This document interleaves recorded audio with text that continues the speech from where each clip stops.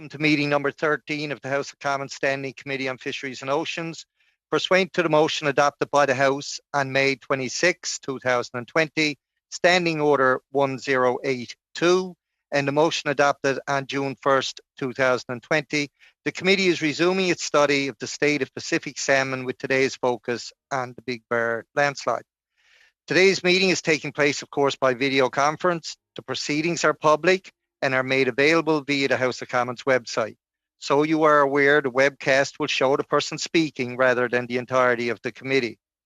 Regular members know this by now, but as a reminder and for the benefit of our witnesses who participate in the House of Commons virtual committee meeting for the first time, I should remind you of a few rules we would like you to follow. Interpretation in this video conference will work very much like a regular committee meeting. You have the choice at the bottom of your screen of either Floor, English, or French. As you are speaking, if you plan to alternate from one language to the other, you will need to also switch the interpretation channel so it aligns with the language you are speaking. You may want to allow for a short pause when switching languages. Before speaking, please wait until I recognize you by name. When you are ready to speak, you can click on the microphone icon to activate your mic. Should members have a point of order, they should activate their mic and state they have a point of order. If a member wishes to intervene on a point of order that has been raised by another member, I encourage him or her to use the raised hand function. In order to do so, you should click on participants at the bottom of the screen. When the list pops up, you will see next to your name that you can click raise hand. This will signal the chair your interest to speak, and we'll keep the names in a chronological order as long as I look at my screen and see them raised. When you are not speaking, your mic should be on mute. I can't try and enforce that as much as possible. Please do so at all times. The use of headsets is strongly encouraged. Finally, when speaking, please speak slowly and clearly. Should any technical challenge arise, for example, in relation to interpretation or a problem with your audio arises, please advise the chair immediately so that we can stop the meeting and get it straightened out as soon as possible. Before we get started, can everyone click on their screen in the top right corner and ensure they are on gallery view? With this view, you should be able to see all the participants in a grid view. It will ensure that all video participants can see one another. And I would like to, as Nancy mentioned, Miss Elizabeth May is joining us again today from Saanich Gulf Islands. Whether she's in Ottawa or at home, I'm not sure. But welcome again, Ms. May. Is glad to always have your input. We have as our witnesses, as an individual, Mr. Carl Walters, Professor Emeritus, Institute for the Oceans and Fisheries, University of British Columbia. From the BC Wildlife Federation, we have Jesse Zeman, Director of Fish and Wildlife Restoration. From the Pacific Salmon Foundation, we have Jason Wong, Vice President. And from the Watershed Watch Salmon Society, we have Aaron Hill, Executive Director. We will now start with Mr. Walters for 6 minutes or less. When you're ready, sir, the time is yours. Thank you. I wasn't given any terms of reference for speaking to you of what you wanted me to talk about, so I'll talk fairly generally about what's happened with Pacific salmon. I've been doing research on Pacific salmon populations for over 50 years, and in particular, my research is focused on trying to understand why there have been severe declines in many salmon and herring populations. The Department of Fisheries and Oceans has responded to these declines by closing various fisheries, but those closures have not reversed the declines. Many DFO scientists blame the declines on environmental factors like climate change that we can't control. But in recent years, I've come to believe that the declines have substantially been due to massive increases in marine mammal, seal, and sea lion populations and with their predation impacts. The numbers of seals and sea lions on the Pacific coast today is probably double what it was for the last several thousand years when First Nations people harvested them intensively. So we're in an unprecedented situation in terms of predation risk for salmon. As an avid sport fisherman since 1969, I've been particularly dismayed over the years at the collapse of the Georgia Strait sport fishery, one of the most valuable fisheries on the Pacific coast. When I first started fishing in the Georgia Strait, there were close to 1 million angling days of fishing every year, with an net economic benefit just from non-resident tourism of over $60 million a year to the BC local economy. That's more valuable than the commercial sockeye fisheries of BC.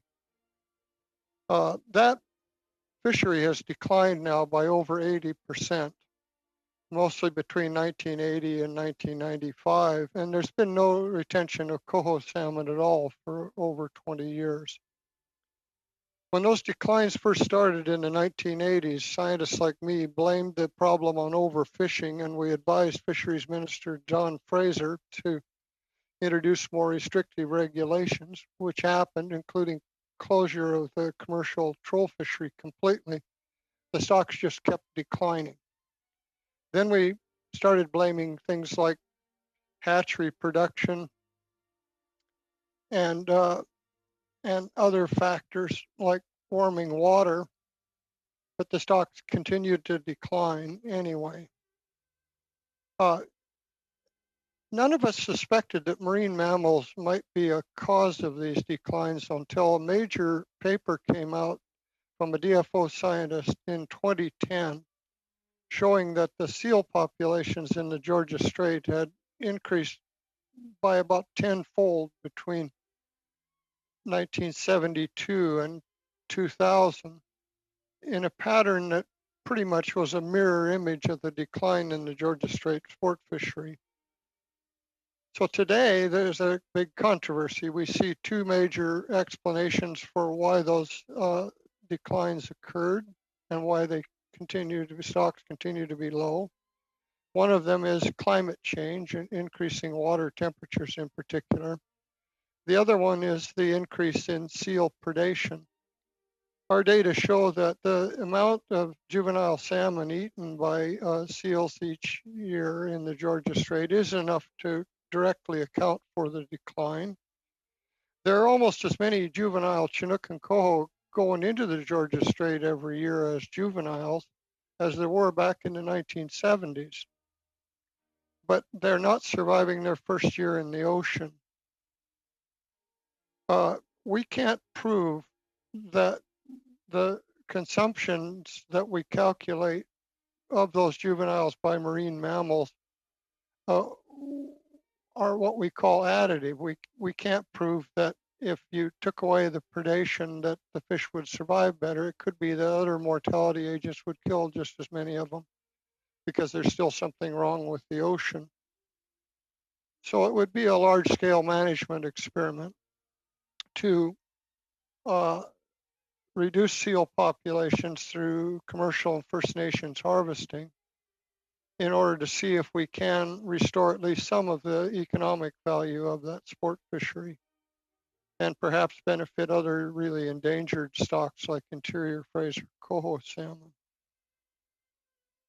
More broadly, we've been doing research recently suggesting that the big increases in stellar sea lion populations in waters on our outside waters outside the Georgia Strait have likely been at least partially responsible for the Fraser River sockeye declines that triggered the Cohen Commission and are very likely responsible for collapses of two of our major herring stocks on the west coast of Vancouver Island and in the Haida Gwaii area. I've recently helped the Pacific Balanced Pinniped Society develop proposals for commercial and First Nations harvesting of seals and sea lions, aimed at reducing and keeping these populations at about 50% of their current levels, keeping them near the levels we think were present when First Nations people were harvesting them on a sustainable basis. That proposals went into DFO 2 years ago, and the department has been sitting on them for over 2 years with one excuse after another for not taking any action. This is understandable considering how controversial any proposal involving marine mammal harvesting is on the Pacific coast. Okay, Mr. Walters, I have to interrupt here. Your time has gone over. Yep, Hopefully anything I'm you didn't sorry. get to say will come out in the line of questioning. Yep. We'll now go to Mr. Zeman from the BC Wildlife Federation for 6 minutes or less, please. Thank you. Thanks for the opportunity to present. I'd like to discuss the future of Pacific salmon using my experience with interior Fraser steelhead, in particular the Thompson and Chilcotin fish. The history is the fishery went from a catch and kill to a catch and release to no fishing. The trouble with these fish is they co-migrate with Monsieur pink. le Président. Je m'excuse, la traduction fonctionne pas. Okay, she said the translation's not working. I've got it in English, it says. Okay, the microphone is not on.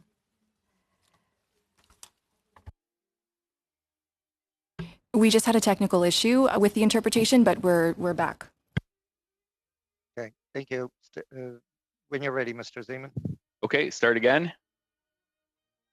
Okay, thanks for the opportunity to present. I'd like to discuss the future of Pacific salmon using my experience with interior Fraser steelhead, in particular the Thompson and Chilcotin fish. The history for angling was a catch and kill fishery, then a catch and release, then no fishing at all. The trouble is these fish co-migrate with pink and chum salmon, and in the worst years, steelhead experts estimate that half of these fish were caught in a net as bycatch and up to half of those died. Populations were considered in severe decline in the mid-1990s, where 3,000 to 4,000 spawners made it. There were an estimated 62 and 134 fish this year. They're endangered. In 2017, the alarm bells were going off and we were in crisis mode. Despite this, DFO still opened net fisheries on the Fraser. ENGO has pushed for an emergency assessment under Kasiwik, which was undertaken. In 2018, Kasiwik announced that 2 of these populations were at imminent risk of extinction and that the main threats include bycatch of adults by net fisheries targeting Pacific salmon and poor ocean conditions. This triggered the Species at Risk Act process. As part of this process, there's a science advice document. It was put together by 3 scientists, one from the province, one independent, and one from DFO. It went through the peer review process by the Canadian Science Advisory Secretariat, and later Freedom of Information indicates that it was vetted by 42 experts and managers. This has never been released to the public. After the RPA, correspondence was obtained from the province going to DFO, which says the DFO summary is no longer scientifically dispensable. What we found through FOIs is that the peer-reviewed science document findings had been edited in the science advisory report, ostensibly to downplay the effects of nets on steelhead. In 2019, the federal provincial governments created a recovery plan. BC recommended to protect 95% of these fish, it would require a period of 84 days without nets on the Fraser. DFO committed only to a 27-day moving window. In September, DFO killed its first 2 steelhead in its test fishery. On September 16th, the province of BC closed a statistically insignificant trout fishery on the Fraser, likely as a quid pro quo with DFO, only to find the next day DFO opened an economic opportunity fishery for pinks using beach seine, allowing chum to be retained. It should be noted that at that time, DFO calculated a 1% probability of meeting its escapement target of 800,000 chum in the Fraser, and it still allowed fish retention. DFO again used their own model, which was later and before found to be invalid to justify opening this fishery. We had to file an ATIP to find out what had gone on behind the scenes inside of DFO for the entire 2-year process. And we were told it would take 822 years to get our ATIP back from the federal government. This was refined down to 2.5 months, and it will still take 2 years to find out what went on behind closed scenes. For this year in 2020, the plan is the same. The steelhead experts say you need 77 days without nets, and DFO's plan is to take the nets off for only 27. That means that we are pushing these fish into extinction. At this point, the science advisory report is the only document available. The peer-reviewed science is still not out, and we still don't have our ATIP. That is the DFO people in BC know. There are dozens of structural and cultural issues within DFO which have resulted in a failed ministry and agency. Steelhead are not the only victim. Interior Fraser coho were put on life support in the 1990s, and a number of our Chinook and sockeye runs are headed for the same place now. DFO's response has been to change the fisheries regulations and manage these fish to zero. This has failed our fish and the people who care about them. Here are some things that can be done to stop the bleeding.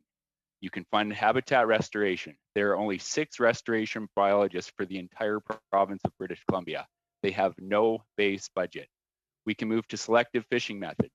Not only are steelhead a victim of nets on the Fraser, so are salmon, and I'm sure over the next year we will find that sturgeon are being driven into a decline, which is largely attributed to nets.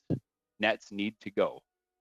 Poaching. There are pictures of endangered Chinook and steelhead and at-risk coho and illegal nets that surface almost daily. They are reported to DFO and no one even calls us back. Charges are rarely pursued. Fisheries officers have become experts in cutting gill nets out of the Fraser as opposed to protecting salmon from poachers. Fisheries monitoring must be improved for all sectors. There is no illegal harvest accounted for in run reconstruction models, and we are aware that fisheries-related induced mortality for Fraser Chinook are not even included in the river. So what that means is there are thousands, if not tens of thousands of fish that are killed in the Fraser every single year, which according to DFO never even existed. We can deal with fish farms, we can deal with pinniped predation, we can deal with fish passage, and internationally we can deal with ocean ranching to reduce the number of hatchery pink and chum fish that are being dumped into the Pacific on an annual basis. These are all things that can be done. DFO is culturally and structurally broken. It is a fishing management agency. It's not accountable to the public. Getting data from them is almost impossible. We are constantly referred to ATIP because people are worried they will lose their job if they share data with the public that was paid for by the public. Scientists, habitat staff, and enforcement staff are rarely listened to. The prescription of the day is fishing, fishing, fishing. Now, the broader picture around natural resource management, whether it's water, air, or fish, you need three things. You need funding, science, and social support. Funding has to be dedicated. This facilitates leveraging line of sight for rent payers and ability to plan on an annual and 5-year and 10-year basis. Science role is to set objectives for fish and habitat populations to identify threats and barriers and establish the allowable catch. That is not management's function, that is the science function. And finally, social support. The agency needs to be accountable, transparent, make decisions based on evidence, and those who care about the resource have to see themselves as part of the process. That is what DFO looks like and currently couldn't be any farther from. Thank you for your time. Thank you, Mr. Zeman. We'll now go to the Pacific Salmon Foundation. Mr. Wang, for 6 minutes or less, please. And I would remind the witnesses to please try and speak slowly. We've got interpreters that are trying to keep up. For me on the East Coast, I naturally speak much faster than a lot of other people, and I find it difficult to do at times. But remember, there's an interpreter on the other end trying to translate it for people who want to hear it in their first language. Thank you. Good morning, everyone from Kamloops, British Columbia. Thank you for having me. It's a pleasure to be here today. Some opening points. There is a major problem in front of us. To align with some of what Mr. Zeman said, what we are doing is not working for our Pacific salmon. Many of the populations are in serious conservation decline. What slipped under the radar last year because of the attention going to Big Bar is last year was the worst coast-wide Pacific salmon return ever. It was the worst sockeye return on the Fraser ever. Worse than what triggered the Cohen Commission of Inquiry. Failure to take action now is likely to result in many of our Pacific salmon populations following a path similar to what happened to our East Coast cod, and we all know that story. In terms of thinking about what to do, we have to take a long view. Recovery is going to take time, and I don't believe there are simple answers, but it is possible to do things to make things better for our salmon. There are some good things happening. I think some of the recent funding programs that have gone on, going back to under the Conservative government, the RFCPP, under the current Liberal government, Oceans Protection Plan are positive things. In particular, most recently, the BC Salmon Restoration Innovation Fund is positive because the collaboration between the federal government and provincial government is the kind of thing we need to do. However, we need to recognize that the problems are big, they're long-term. This funding over 5 years, while it is useful, is not the kind of scale or duration that we need to solve the problem. Other things like restoring lost protections is a positive step, but we need to follow that up with action. I think it's important to recognize that salmon ecology is really complicated. There aren't simple answers. There are issues with predation. There are issues with habitat. There are issues with fishing. There are sub-components to these issues. And There is no single thing that if we do this, everything will be better. A way I like to look at what we can do for salmon is to think about the ocean is the big driver of what enables salmon populations to swing up and down. This is part of a natural cycle, probably changing because of climate change. But we as people can do things managing what a lot of biologists call the 3 H's: harvest, habitat, and hatchery. And I'm going to speak to that in a little bit of detail. And to combine with that, I think we also need to think about having information and data, and we need to continue with the science to understand what's going on. And I'll speak to these all very quickly. In terms of harvest, we know that harvest has been reduced. We heard that from Mr. Walters already this morning. And we know that access and opportunity are very, very important to the constituents. However, we need to start to think about how we unlock the access to that fishery. It's currently locked up primarily because weak populations are co-migrating with populations that are stronger. We need better information, better management science, better monitoring, and better assessment so that we can access the fisheries and the populations that are healthy and protect those that are weak. And participants in the fishery, First Nations, public and commercial, have capacity to bring to the table. Turning to hatcheries, I would say that not every hatchery is the same. What I would suggest that we need right now is attention to conservation-focused hatchery capacity. This is different than producing fish to go catch. This is different than dumping a lot of fish out into the ocean hoping something good happens. This is a very specific thing designed to bolster weak populations while we figure out what the problem is and make things better. So a rush to increase hatchery production is unlikely to get us the outcomes that we want. So I think we do have an urgent need for conservation-focused hatchery. We need to turn those on quickly for things like Big Bar, and it's going to take tens of millions of dollars, and we need to run them for 2 decades. Turning briefly now to habitat, we need to protect what we have. We need to fix past damage. We need to be strategic and not reactive, and we need to be coordinated and not siloed. There are many good things out there in terms of what we can do for habitat, but we are not taking the kind of action that we need to do. Sorry, I'm just following some of my PowerPoint slides here. I've got a number of recommendations that I will follow up with in writing, but we really need to start establishing watershed-based habitat plans and delivering on those kinds of things. In terms of monitoring, assessment, and data, to summarize, we can't manage what we don't measure. We're not monitoring enough, and we're not measuring enough. We need to pay attention to ocean ecology and science so we know what's happening out there. And in summary, what I would say is the overall management system is not working. The sum of the parts is not allowing us to understand what's going on, put them together, and solve the problem. We are saying the right kinds of things. We have Cohen commissions of inquiry. We have wild salmon policy, but we are not getting the outcomes we need. The government of Canada needs to set goals for salmon recovery and sustainability and take responsibility for achieving those goals and taking appropriate action. So in summary, I would say that significant new investment is required into the 3 H levers: harvest, hatcheries, and habitat.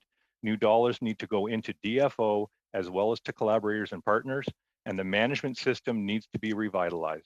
Consideration should be given to an independent oversight body to complement the work that DFO and other regulatory agencies are bringing forward.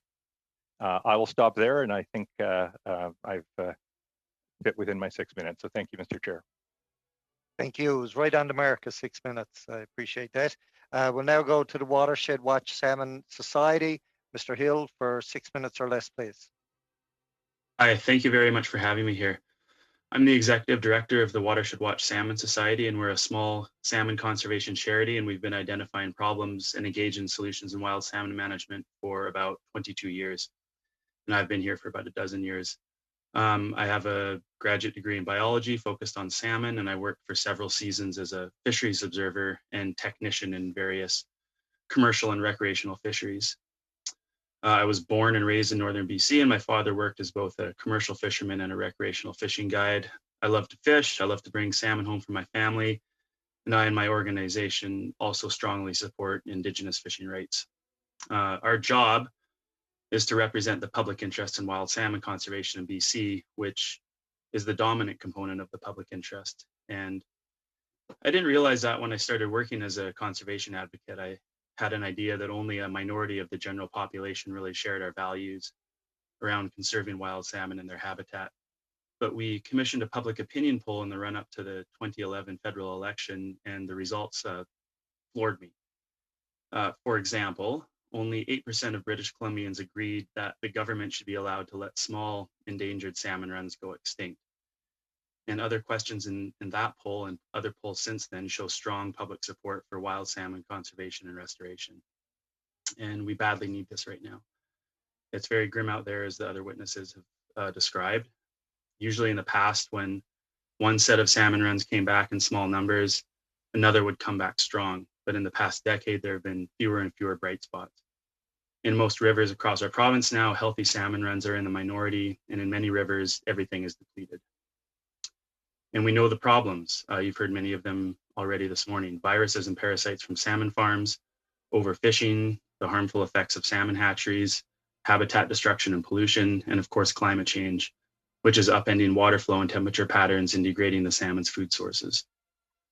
And all of these problems have been exacerbated by a chronic management dysfunction that Mr. Zeman spoke to and has been described along with remedies in a long series of public inquiries and official policy papers spanning over the past several decades. So the solutions are there, and I'm just going to touch on a few places that you might want to start. First, the government could implement the broad recommendations of the Cohen inquiry. It cost taxpayers around $35 million, and contrary to the spin, most of Justice Cohen's 75 recommendations have not been implemented. They could start with the recommendation to remove salmon farms from the Discovery Islands by 2020, which is this year. We also need quicker, stronger action on this government's mandate letter, commitment to transition the salmon farming industry to closed containment where the viruses and parasites won't be harming wild salmon. We need to build on the successful model created by First Nations and the provincial government recently in the Broughton Archipelago. Mr. Hill? Yes? I'm sorry, this is the clerk talking. Would it be possible to bring the microphone closer to your mouth? Yes. Is that better? Thank you. Okay. We also need to implement the wild salmon policy. It's an excellent piece of work. Justice Cohen agreed. And the policy's action steps involve assessing the status of our salmon populations and their habitats and implementing rebuilding plans for the endangered ones. But 15 years later, it hasn't happened, and the current official implementation plan won't actually get us there. We should study and mitigate the risks of salmon hatcheries, and we should do it through the use of a biological risk assessment framework as promised in the 2005 wild salmon policy. Again, this has only been half done, and our hatchery practices are causing harm to wild salmon and doing it at great expense to taxpayers. Overfishing can be reduced by transitioning to what we call known stock fisheries, which only take the harvestable surplus of identifiable populations, and also by implementing best practices like effective catch and stock monitoring, verifiable catch reporting. Monsieur le Président, on a encore de la difficulté avec la traduction. There's a lot of interruptions because if we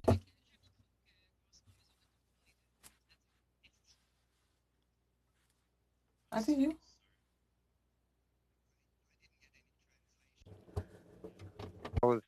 are the translators available, or is translation taking place?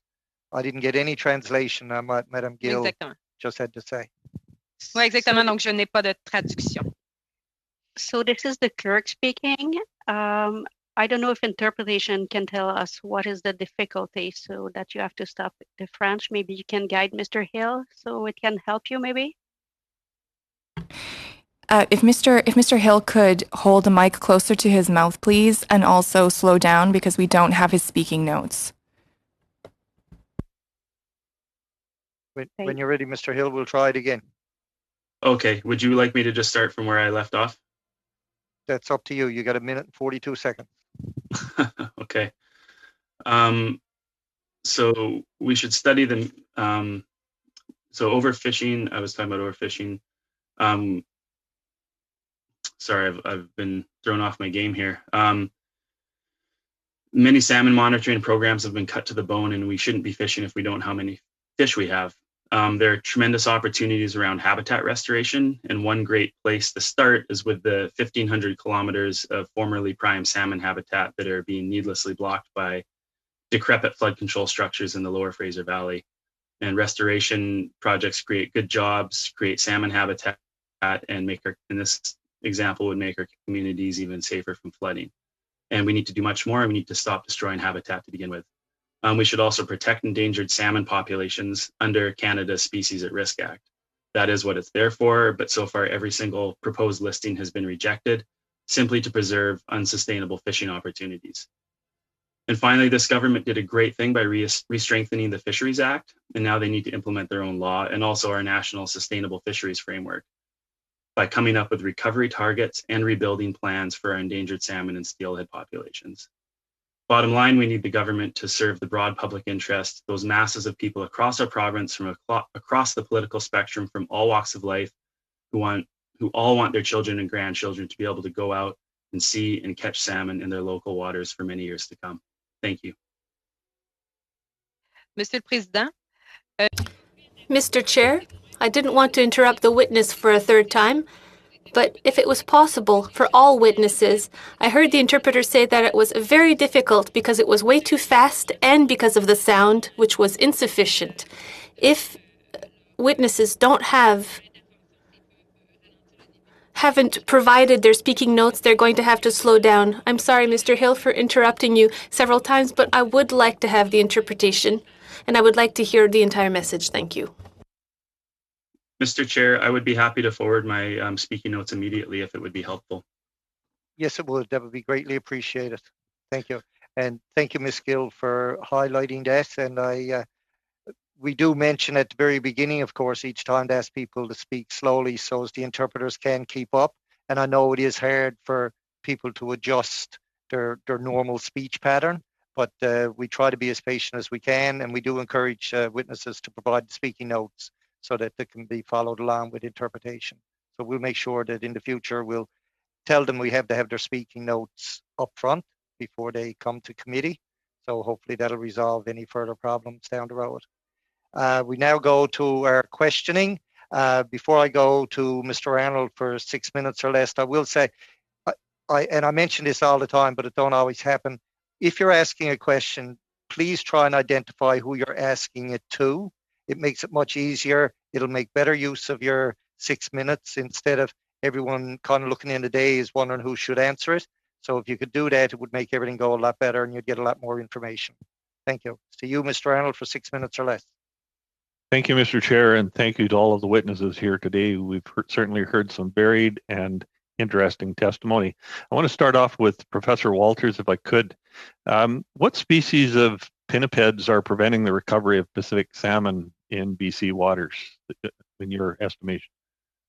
In the southern interior part of BC, in the Georgia Strait area, it is harbor seals.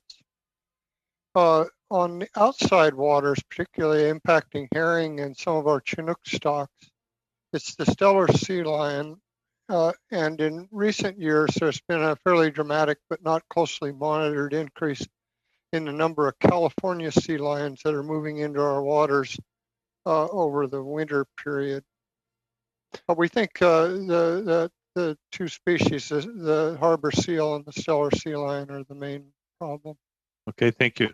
DFO recently provided the committee with written responses to questions raised in another meeting. DFO's response stated, and I quote, "The current harbor seal population is in line with historic population norms. Steller sea lion populations in BC waters have increased approximately fourfold since surveys began in the 1970s, end quote. Do you agree with these statements and numbers? Absolutely not. The major paper that came out in 2010, and we've repeated this work, used historical commercial harvests and culling information on harbor seals that allowed a back calculation of how many seals were around in the 1880s, around the time when the First Nations fish harvesting collapsed completely because of smallpox. At that time, we calculate that there were about half as many seals in BC as there are today. And also, as I mentioned, First Nations people have been harvesting seals and sea lions intensively for thousands of years. So when people say this is a natural situation, it isn't natural with respect to anything over the last several millennia. Thank you. You mentioned that First Nations had been harvesting seals or marine mammals for a number of, or for millennia. Is there currently a market for the seals or sea lions, so that we're not talking about a cull here, we're actually talking about a manageable harvest that would contribute to the economic activity of First Nations and British Columbia and Canada?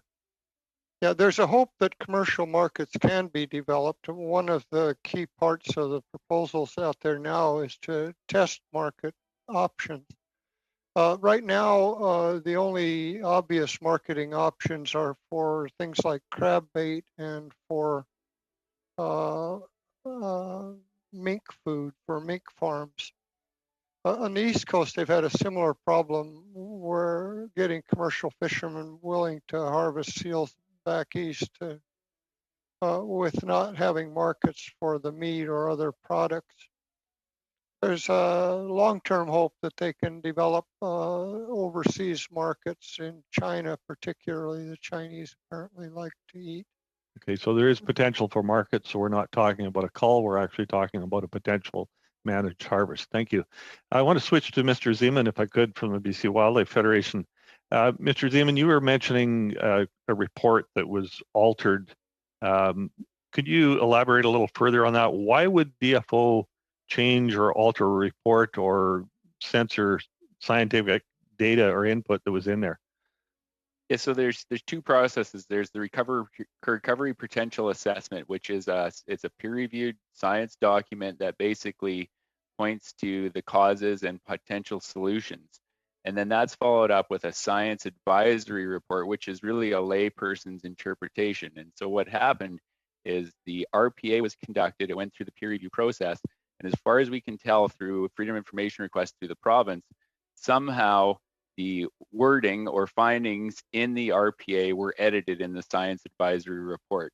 And what the FOI tends to indicate is that that was done to downplay the role of nets on interior Fraser steelhead.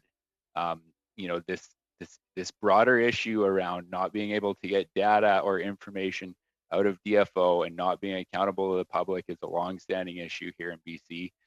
And you know, the ATIP of the federal government in that process resulted in a response that it would take 822 years to get the correspondence.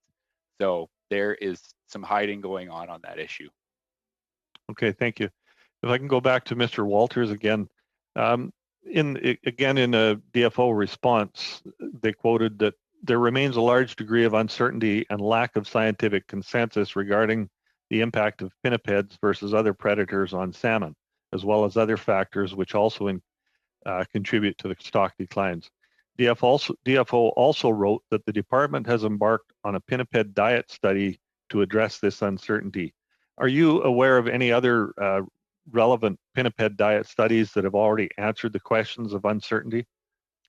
No, and we're not going to be able to get a whole lot more accurate information. The basic problem with juvenile salmon in the Georgia Strait being eaten by seals is that it's a tiny percentage of the seal's diet. They eat so many tons of fish in general that only a tiny fraction of those tons need be juvenile salmon in order for it to be a very large number of juvenile salmon. So these additional diet studies are not going to resolve the uncertainty. They also, even if we could prove that the diet data that we gathered at UBC that does show enough being eaten to account for the mortality change, even if we can confirm those numbers, it won't address this issue that we don't know whether the juvenile fish being eaten by the seals are ones that were sick because of things like disease and or warm water and would have died even if the seals were reduced. Okay, thank you, Mr. That Walters. uncertainty Thank can you, only. Mr. Arnold. We'll now go to Mr. Hardy for 6 minutes or less, please. Only 6 minutes. Well, let's get started then. Mr. Walters, we've been looking at the East Coast fishery as well, and particularly all the efforts to recover the cod off Newfoundland. Since 1992, they've been working at it, and we have had very, very little success. My friends from the Rock will note with great interest that the pinniped situation on the East Coast also appears to be unresolved. Do you get the connection there? Yeah, I actually recently published a paper with George Rose on the northern cod stock, where we examined the survey data, and we've shown that the northern cod stock actually is rebuilding at a fairly high geometric rate, but it's still at such low numbers that it's going to be a long time before it reaches high biomasses again. There's a DFO research in the Gulf of St. Lawrence indicating that seal predation impacts on the western southern Gulf of St. Lawrence cod stock are probably very high and have caused the natural mortality rate to be about 4 times higher than it should be. Okay, I'll have to interrupt there because I have a few other questions. Mr. Zeman, to you, sir, a study back in the mid-2000s, a Senate study, asked the DFO to study the impact of drift gill nets and set gill nets in the Fraser River. To your knowledge, are those implements still being used? Yes, they are, both legally and illegally. And you know, the challenge with a net is if you're a fish and you're the right size, you're going to get caught in that net. And there's a very high likelihood that even if you fall out of the net or somebody puts you back in the river, you're going to end up dead. And are there sensitivities about relationships with Indigenous, First Nations, etc.? Are they the ones who are more likely to be using these nets? Well, it's really interesting that you brought that up, because the first year of the Salmon Restoration Innovation Fund, there were actually applications from First Nations to transition to more selective methods. And those applications were turned down. So there is definitely an interest from a number of First Nations on the Fraser to move to more selective methods, recognizing that, first of all, it's impacting fish that live there, but it's also impacting these really low stocks. And so the reality is, if we continue down this road with gill nets and we have more weak stocks, we're not going to be able to fish. So we have to transition to selective methods. There are First Nations that want to pursue that direction. They were turned down. We did a lot of work with the provincial government. I know that selective fishing methods are now a priority in Shrift, but this again just indicates the lack of direction coming out of a high level that, hey, we don't have the fish we used to have. We need to adjust our fishing practices. And quite frankly, you know, we're 100 years behind on that. Mr. Hill, a quick question for you. Last year, we heard an awful lot from people out in the water that, you know, the southern Georgia Strait was just absolutely teeming with hatchery fish from Washington State. And, you know, it raises the concern that maybe the information that we have on the state of the stocks or what might be available for fishing is still highly incomplete or just plain wrong. Your thoughts on that? Yeah, you raise a very good point, Mr. Hardy. There was good fishing, and there is again this year for certain Washington State and BC stocks transiting through the Salish Sea. It sort of masks the larger declines that we've seen coast-wide and the poor state of the Fraser Chinook populations that are migrating alongside those stocks.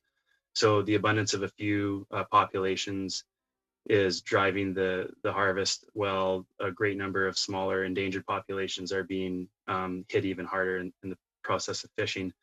It speaks to the need, as I mentioned, and Mr. Zeman mentioned, and Mr. Wong, for greater monitoring, the use of genetic stock identification to understand the stock composition of the catch as it's migrating through. And there are ways to shift the fishery management to take greater advantage of abundant stocks and have lower impact on the co-migrating endangered populations. And there have been several proposals put forward to the department to shift in that direction, and that's what we need to do. All right. How much time do I have left, Mr. Chair? 1 minute. Oh, lovely. Okay. Where was I going to go with that? I guess the question is, if we look at the health of the fish, not just the number of fish, but the health of the fish and the health of the things that the fish eat. Where are we on that? Especially the herring, the plankton, the things that fish like to eat. Are they as in tough shape as the fish themselves? Maybe, I don't know, Mr. Wang, have you got any thoughts on that? That's a giant question, Mr. Hardy. I think in summary, the ocean is changing from what we have been used to. Mr. Walters has spoken to that to some degree and would have more probably in-depth ability to comment on that. But some of the herring populations are in decline, some are doing well, but it's a massive and complex issue in terms of the ecological interaction. Thank you, Mr. Hardy. Thanks, sir. Your time is up. We'll now go to Madame Gill for 6 minutes or less, please. Merci, Monsieur. Thank you, Mr. Chair.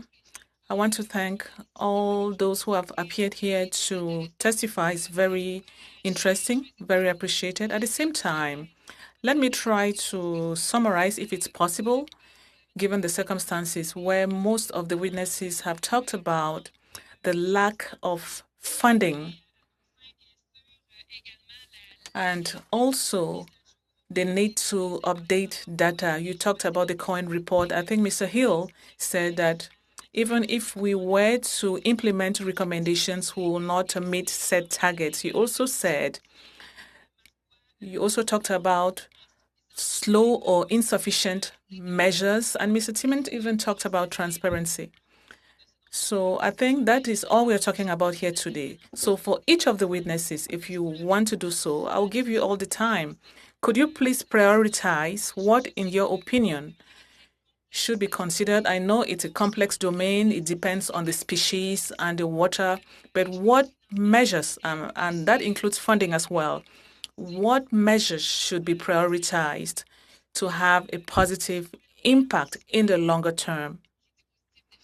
I mentioned positive already. So Mr. Hill, Timmon, Wang, and Mr. Walters, you have the floor.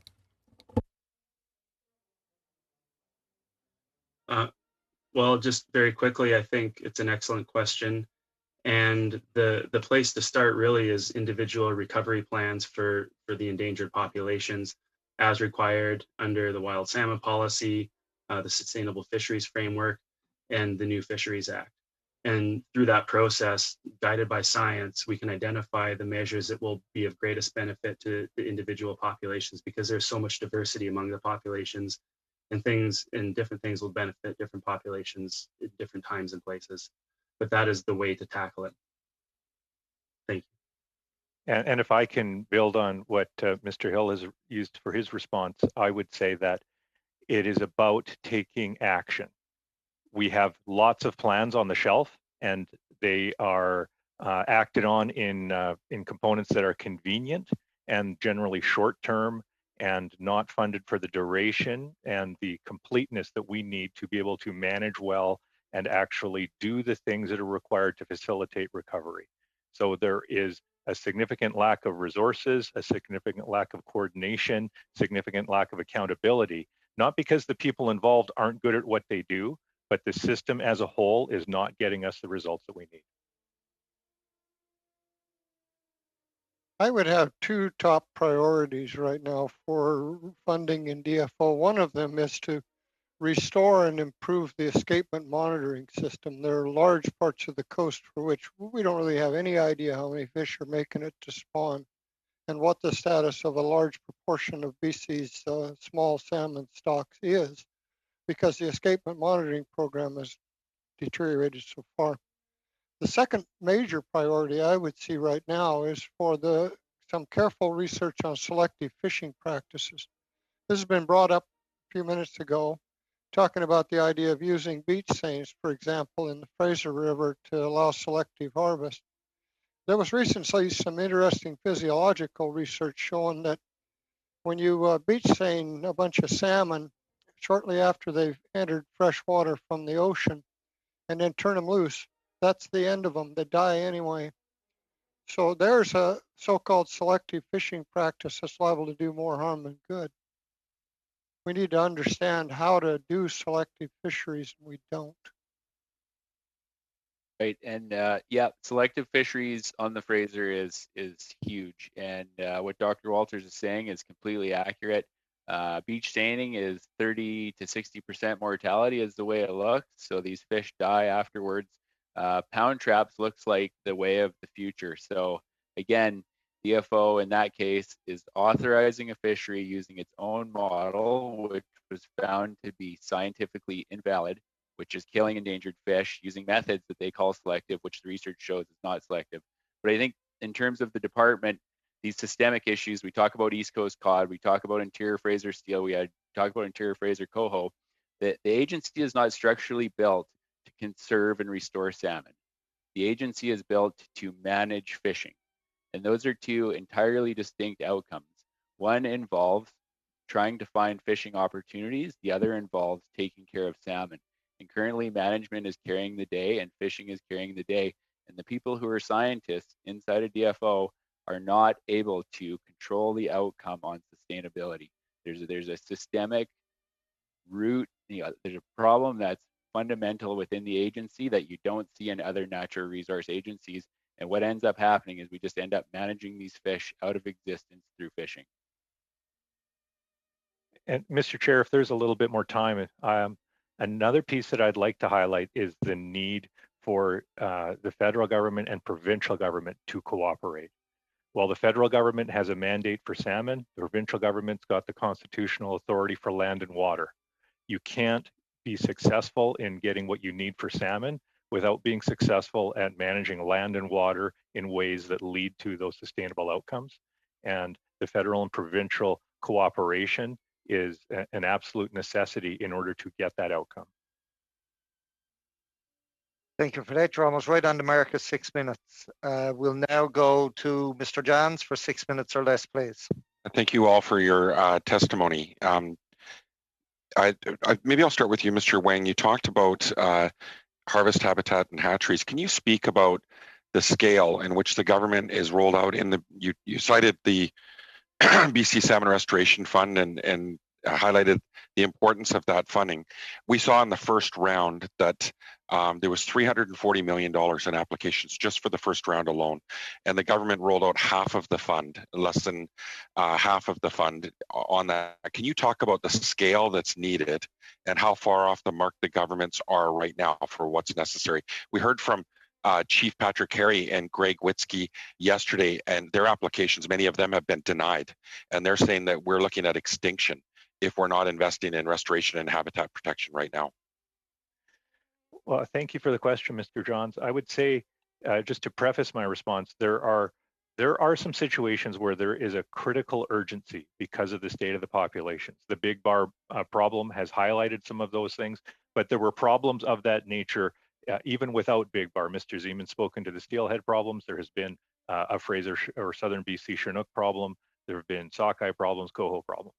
So I believe there are some things that need to be done fairly urgently that would require a significant investment now, and there are things that need to be done long-term that require ongoing substantive investment.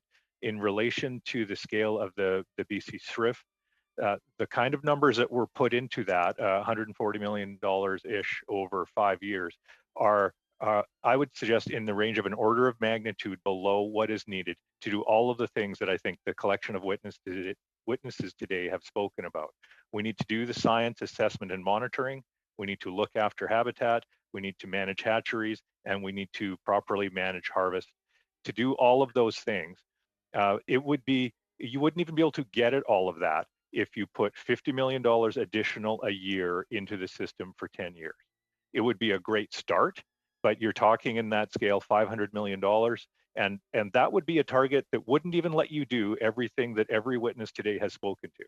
So I hope that gives you some degree of answer to your question. Do you feel that there's a sense of urgency from the government? They're looking at Big Bar. We see this crisis that's taking place, but really the crisis before that, we had the half of the lowest return in recorded history. And do you feel the government's responding to that quick enough? And in regards to Big Bar, maybe you can speak a bit about that. We saw the delay in the rollout of the tendering process and the work that was necessary there. Yesterday we heard from, or Tuesday we heard from Hewitt, and they were citing that tendering would need to go out now, and the engineering to put in fish ladders and whatnot to be in place for next season immediately almost. Do you feel that the government's moving at the pace that's necessary to save those stocks for next season? I will say that the work that's ongoing this summer, I am very pleased to see it. They are ready for when the fish get there. The fish are having trouble because of the natural high water, but they're in a good place right now. What I am not sure about and have some concern until I'm able to see the action is what is in place to get ready for the fall and winter to take advantage of the low water period where additional work can be done, because the problem isn't solved yet. So in order to be able to take best advantage of the work season, the financial approvals need to be in place and the procurement system needs to be activated. I don't know if those are in place or not, but a high priority should be placed on having those done very much in advance so that those kinds of administrative functions are not delaying taking action on the ground. Mr. Hill, you talked about Indigenous fishing rights and the importance of resolving the outstanding issues with Canada and Indigenous communities. Yesterday, we heard again from Chief Harry and Mr. Witzke the lack of resources for Indigenous communities to help support with fisheries management, with restoration and habitat protection, with implementing Indigenous and traditional knowledge and working with DFO in the province. Can you cite the importance of resolving those issues and recognizing those rights and resourcing those tables that are currently ongoing? Oh, absolutely. I mean, I think you've said it well, that there is a tremendous need for more resources. I'll talk about habitat. In terms of protecting habitat, some of the most exciting and positive things happening right now are happening through First Nations-led land use planning that's prioritizing land use decisions and protecting and restoring critical habitat for salmon and other species. And there is a critical need for more resources and more capacity within First Nations and from all levels of government to participate and move those processes forward. And on the fishery side of things, Mr. Zeman and others have said there's a tremendous need to advance stock selective fishing forward, and so we can harvest more from abundant populations and have lower impact on endangered populations. And First Nations are going to be the leaders in that. Yeah, I know that the New Charlotte are doing some important work, but many of their applications are being denied. And of course, they've got outstanding issues on the court case. You talked about aquaculture. Can you speak a little bit more about the government's disconnect with their promise in the campaign to move to closed containment by 2025, and now their promise just to have a plan, and the impact that's having on wild stocks? Yeah, well, I think we were very dismayed to we're excited to hear the promise, and I think it's great that it's there and it's in the mandate letter. We heard some backpedaling on how quickly that would happen, but we understand there's still a commitment in place, and we encourage the government to move forward with that as soon as possible, in tandem with implementing the Cohen recommendation number 19 to move farms out of the Discovery Islands by this year if they can't show that they're not creating harm to wild salmon. And the sea lice monitoring from the Discovery Islands and other areas of the coast where salmon farms are in place this year is showing tremendous impact, huge high levels of lice. There's a lice epidemic, and they need to deal with it and by implementing that recommendation immediately. Thank you, Mr. Hill. Thank you, Mr. Johns. We'll now go to our second round of questioning. We'll start off with Mr. Fast for 5 minutes or less, please. Thank you very much. Mr. Chair, I noted Mr. Walters' comments on predation. And one of the work items that our committee will be undertaking in the future will be to conduct a study on predation on both the West Coast and the East Coast. So, Mr. Walter, I don't know if it's Dr. Walter or Mr. Walter, but we hope to have you back to committee to talk about predation specifically. In the meantime, I note that 3 of our witnesses, I believe Monsieur Seaman, Wong, and Hill, expressly referenced dysfunction in DFO. And Mr. Walters, you sort of implied it. So Mr. Huang, you referenced an independent oversight body. So I want to throw this question out to all of our witnesses.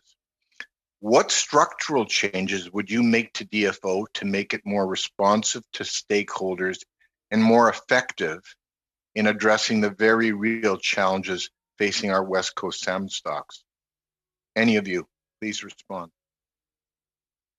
Can I start there? Having dealt with DFO a lot over the years and having lots of their people being students of mine, I think the basic structural problem is there's no accountability.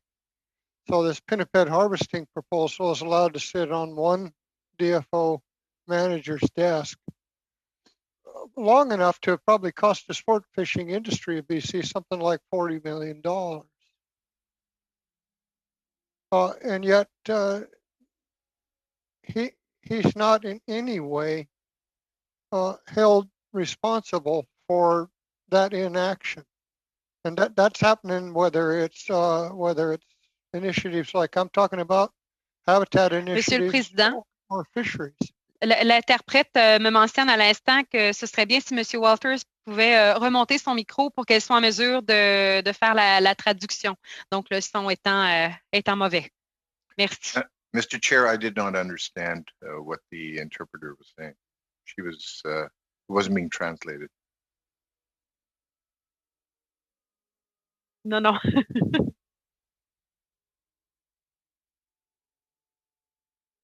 I didn't hear any interpretation on your intervention, Madam Gill.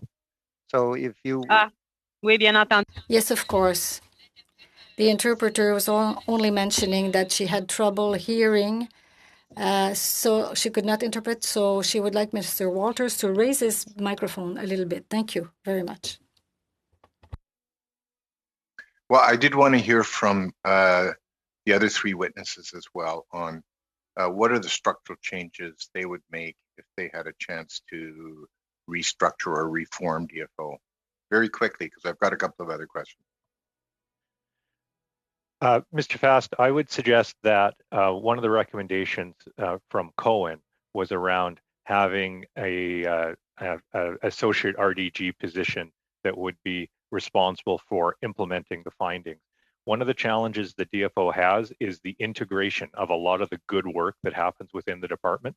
So I would say helping with that integration, having some independent oversight would really help with the accountability, because as someone who was a longtime public servant, working in this space between what the political pressures are, the public pressures are, and the realities of what you can do with the money you have is very difficult.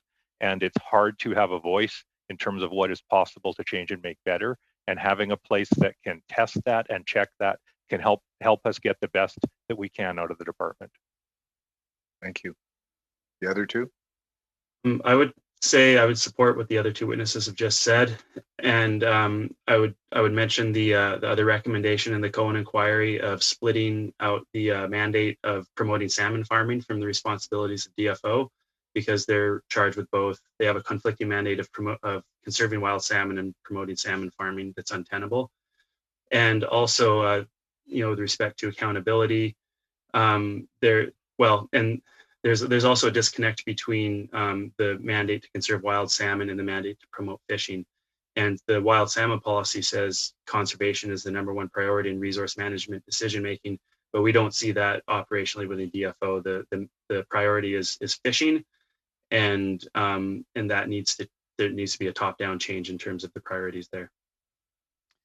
Yeah, and really briefly, as I mentioned around natural resource management, the three things are funding, science, and social support. And I'm going to really focus in on the science piece, because there is an internal conflict within DFO in terms of who is the decision maker and who makes decisions.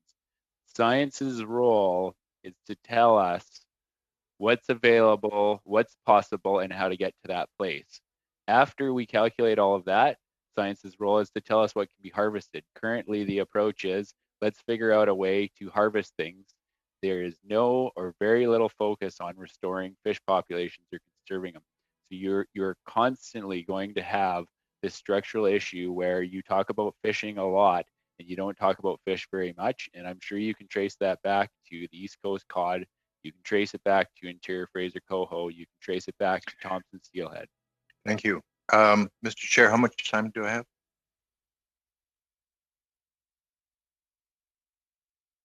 Mr. Chair? About 20 seconds. Okay.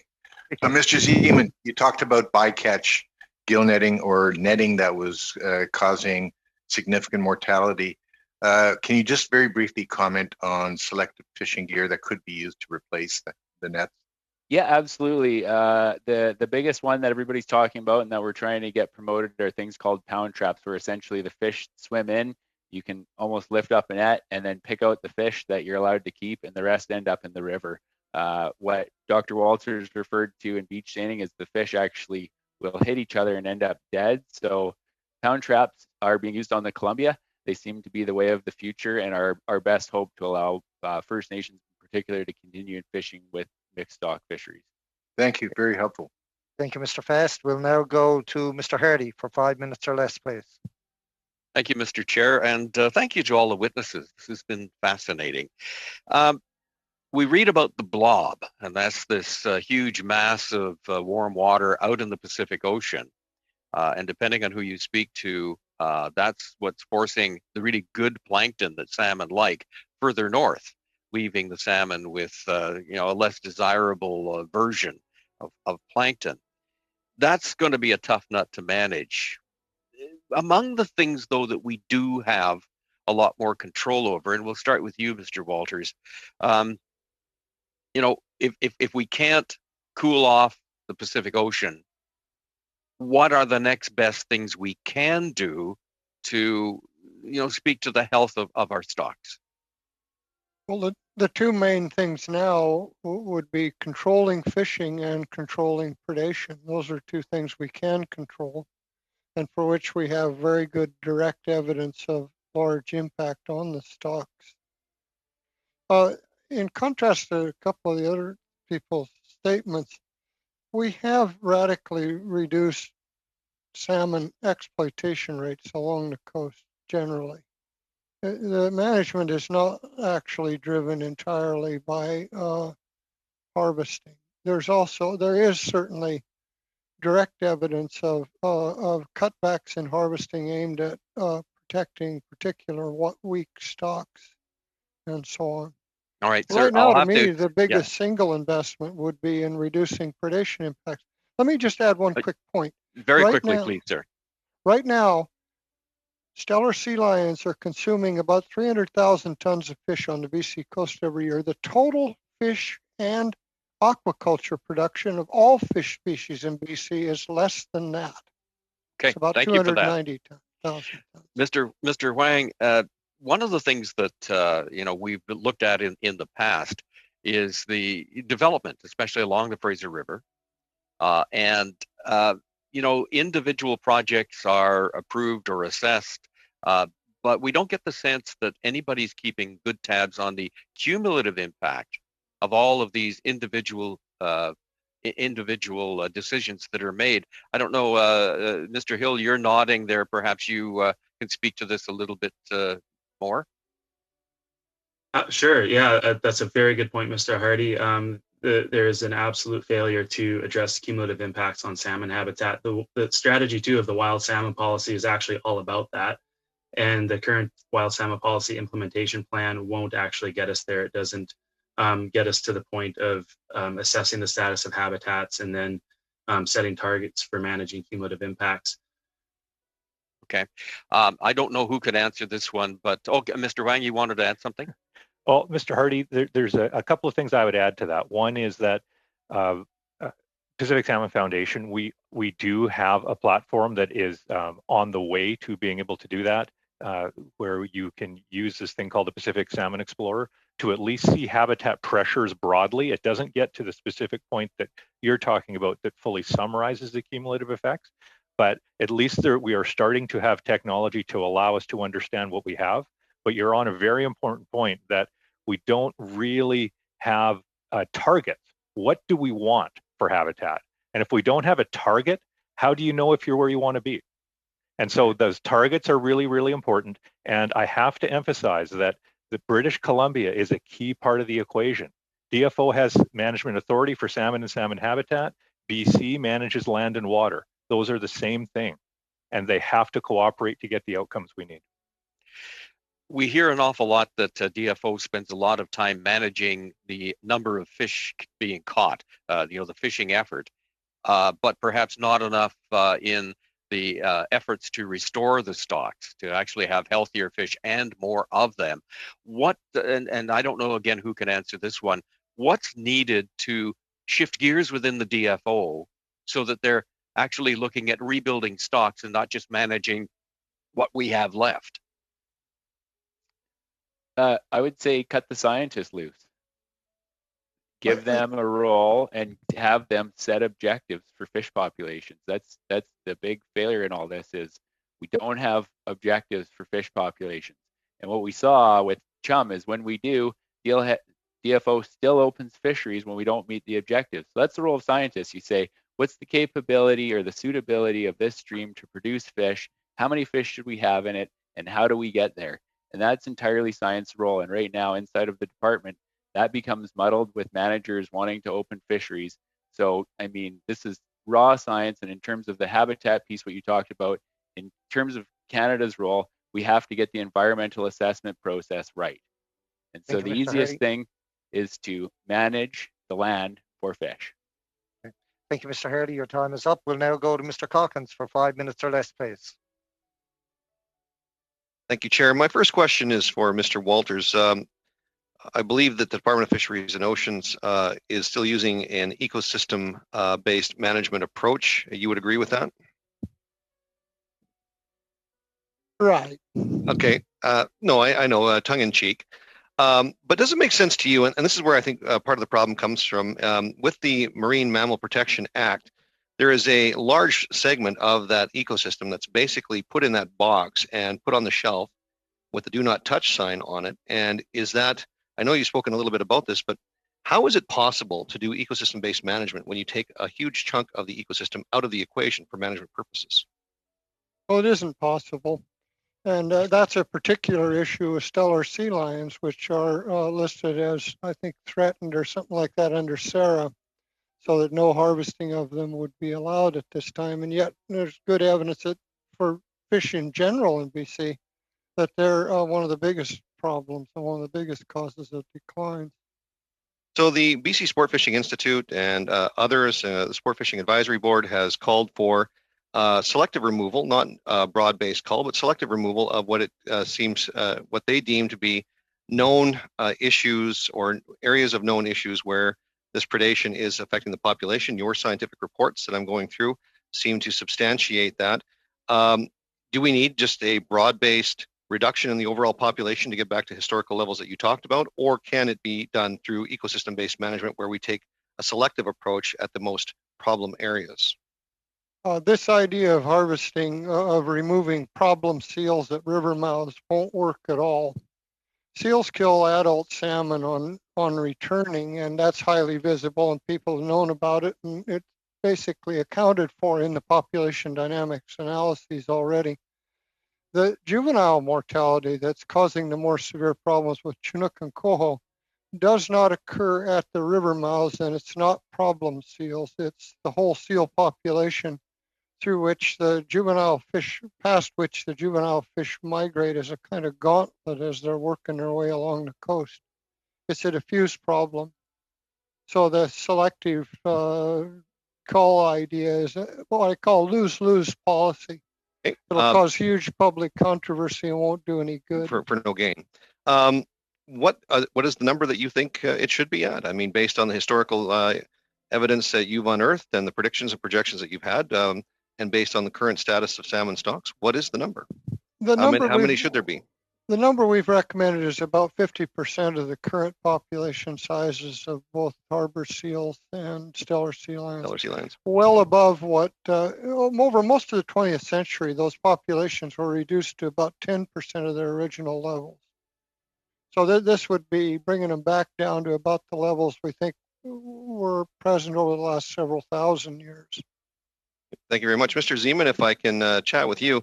You said there, I believe it was you that talked about large numbers of First Nations willing to move to selective fishing methods, the BC Sport Fishing Advisory Board, the SFAB, has recommended marked selective fisheries as one of the tools that would be effective in restoring salmon populations, but also allowing for the continued prosperity of coastal communities that rely on salmon. How many of these First Nations are willing to move away from nets? Are we at the 50% point? Can you give us any indication, or was it you or was it Mr. Huang that was talking about this? No, there were applications to the BC Salmon Restoration Innovation Fund the first year, and that is to transition. I mean, it's not 50, it's not a number, but I think it offers First Nations in particular an alternative. And the discussions that we've had with First Nations is we cumulatively are all terribly concerned about the state of salmon. We all recognize that we have to change the way that we fish in mixed stock fisheries. And so that's, you know, really about the federal government and the province coming up with incentives and science to help improve fishing practices. I haven't seen anyone that said they're opposed to found traps at all, actually. Everyone recognizes we need to get there. The trouble is between the here and the there and moving in that direction. And, you know, until this last round of SHRIF funding, there was no appetite from the province or the federal government to move into selective fisheries. Okay. So compared to Washington, because you know, from the time that I spent on the coast, marked selective fisheries, I've caught lots of Chinooks that have had the adipose fin clip. These are hatchery fish that are coming out of the Columbia. They're mixed in with some of the local fish from the Fraser.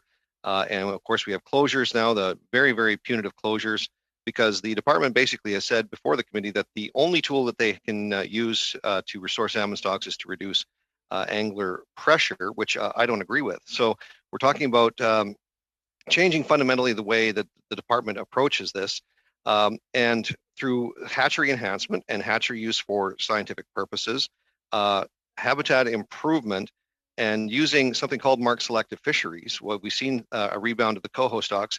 Would this be part of an effective tool, in your opinion, when it comes to allowing harvest for sport fishing, allowing harvest for First Nations? That's just not that's not as destructive. It's less destructive than just throwing a net in the water. Is that, in your opinion, some of those recommendations from the Sport Fish Advisory Board going to be part of the solution? Mr. Corkins, your time has gone way over. I would ask the witnesses if they want to answer that question, please send it in writing to the committee, included in the testimony. We'll now go to Mr. Hardy for 5 minutes or less, please. Oh, thank you very much. Actually, if with your indulgence, if Ms. May has a question that she would like to ask, I would be more than happy to throw some time her way, because of course, you know, she's on the ocean like many of us are. Ms. May, would you care to ask a question? Oh, goodness gracious. Thank you very much, Ken. You're very kind. Mr. Chair, how much time would I have at this point, accepting Ken's generous offer? You've got just over 4 minutes. Oh, that's wonderful. I'm setting my clock. Okay, I'm going to start with a reminiscence, because sitting here listening to all this I keep getting flashbacks to when I was working with a name that Carl will remember for sure, Dr. Ransom Myers, working with Ram when he was in DFO, trying to stop the destruction of the Atlantic cod stocks. Scott will remember this too, but it was a DFO project to imagine that we had this spawning biomass that was vast, and we could keep increasing the fishing effort. And after the collapse of the cod stocks and the various efforts following that with DFO, I remember talking to a Newfoundland fisherman who said, you know, with DFO, you go from a species being underutilized to extinct without a management plan in between. So I'm afraid it feels so much like deja vu all over again. I want to direct a question to Aaron Hill and your reference to getting some of the flood control measures on the lower Fraser off. This seems to go directly to what our colleague from Pacific Salmon Foundation, Mr. Huang, was saying. That's got to be is that BC government decision making to get those particular obstructions off the lower parts of the Fraser River? Thank you for the question. Yes, it's a mixed responsibility, and that's the problem. There's federal and provincial and municipal jurisdiction involved, and it's the decision around fish sort of falls into this no man's land where everybody sort of shirks the responsibility. And so we do need federal leadership in implementing the Fisheries Act with respect to decisions around what flood control structures we put in the Lower Fraser. There's over $1 billion of flood control upgrades that need to happen in the Lower Fraser to keep communities safe in the face of climate change. And we have a huge opportunity to, as we upgrade those flood control structures, use new modern salmon-friendly technologies that will open up fish passages to this vast area of habitat that's blocked off. And as we do that, restore those habitats by removing invasive species and other things. And yeah, the federal government has put some money into it through the Salmon Restoration Fund, but it's just a tiny drop in the bucket compared to what's needed. And one of the things about, and of course, I think all of the witnesses will agree that this feels overwhelming because we know we have climate change coming at us. We haven't even mentioned ocean acidification. And we have the problem of various degrees of fishing effort. We have predation. And this set of hearings was looking at the big bar slide. And as, of course, as everyone here knows, that already happened in a year with the lowest ever historic returns.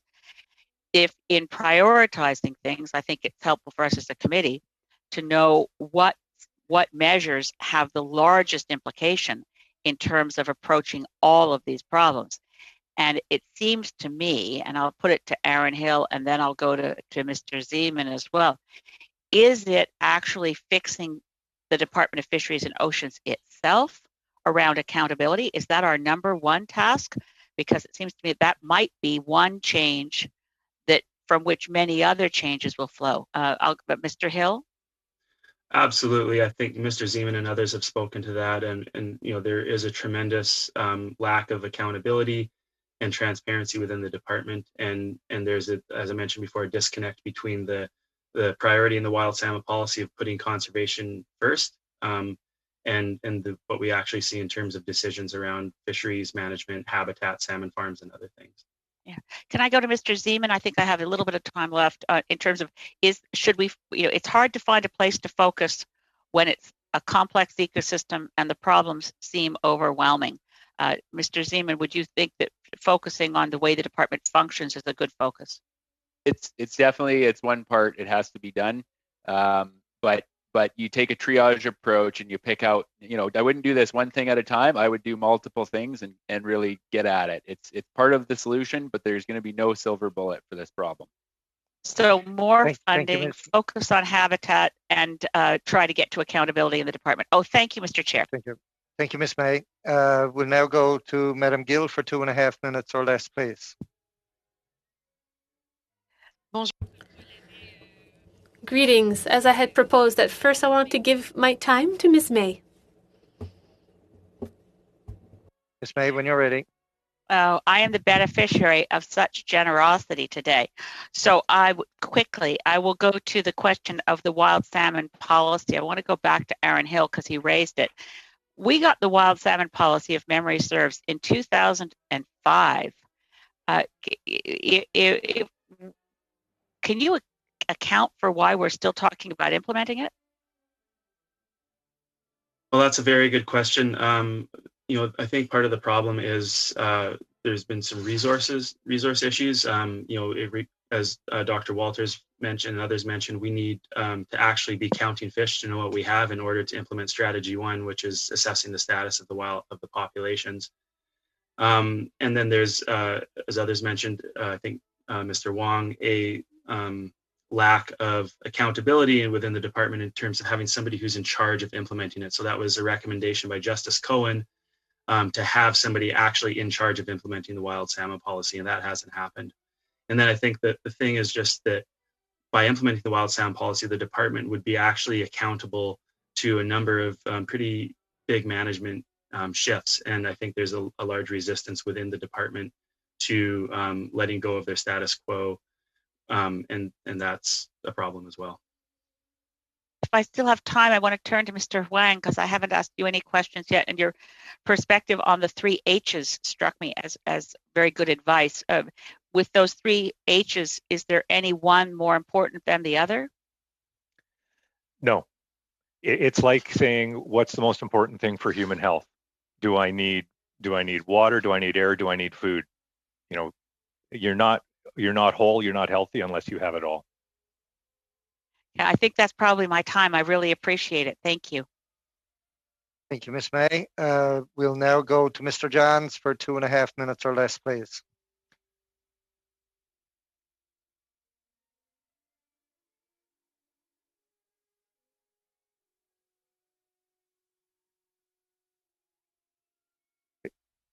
Are you on mute, Gord? Am I? Okay, there we go. The question for Mr. Hill. Mr. Hill, your organization has done some really important work at highlighting the importance of green infrastructure because of the impacts of infrastructure development and that on our salmon stocks. Can you speak about how that's being overlooked and the need to invest in that in the sense of urgency around that? Thank you for the question. Yeah, I think there's general agreement whenever we talk to members of parliament and government that there's agreement that we need to move forward with green infrastructure and habitat restoration with the flood control example, where we can sort of have our cake and eat it too. We can have flood protection for our communities and we can open up salmon habitat. Problem is there's jurisdictional complexity. There's people who are stuck in the old way of doing things. And that's why we need federal leadership to make these things a priority and move it forward. And there's a lot of things there's siloing between different departments, different ministries that needs to be resolved through that high-level federal leadership. Thank you. Mr. Zeman, you talked about some of the gaps DFO communicating with stakeholders. Can you give a grade? How do you feel DFO is doing in terms of consultation, reporting to stakeholders, listening to stakeholders in their work in regards to wild salmon? If I had to give a grade, it would be an F. Yeah, okay. Thanks. So can you cite some opportunities for DFO to change that? Yeah, absolutely. When we talk in the wildlife world, provincially, if I want to know something about endangered mountain caribou or grizzly bears or anything, I can pick up the phone or send an email or get a hold of someone, and they will send me what they have. When we call the department, we were told, sorry, you have to ATIP that. I can't provide that because I'll get in trouble. This business of hidden data, even with this recovery potential assessment document that went through the peer review process, the public can't even see that. The public paid for that. It went through a rigorous scientific process, and that the department refuses to list it. And we're talking about fish that have gone from thousands of fish down to 62 and 134. And the department cannot even show what the scientists said. I mean, it's unbelievable that that's happening in Canada. Mr. Wang, can you speak? Thank you, Mr. Johns. Your time has gone over.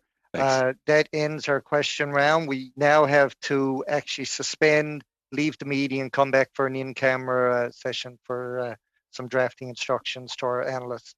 So I'll ask everybody to sign off and sign back on again with the new information, new password. So as we continue, big thank you to our guests today. Hopefully it was informative for everybody. And maybe we'll hear from you again soon. If there's anything you didn't get to present, by all means, please send it in writing to the committee. Thank you. Thank you very much. Yes.